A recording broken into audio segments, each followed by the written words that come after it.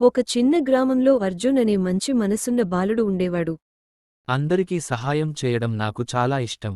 ఒకరోజు ఇంటికి వస్తుండగా ఒక వృద్ధుడు బరువైన సంచితో ఇబ్బంది పడుతున్నాడు.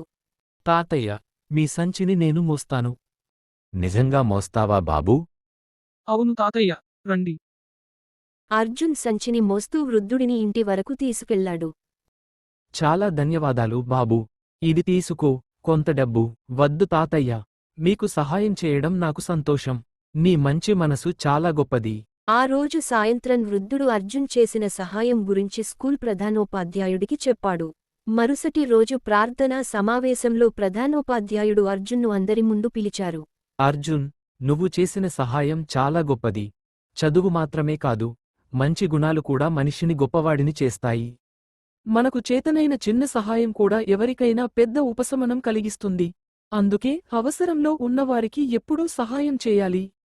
ఆ రోజు నుంచి ఆ పాఠశాలలోని పిల్లలందరూ పెద్దలను గౌరవించడం, అవసరంలో ఉన్నవారికి సహాయం చేయడం అలవాటు చేసుకున్నారు. అర్జున్ మంచి మనసు గ్రామంలోని అందరికీ ఆదర్శంగా నిలిచింది.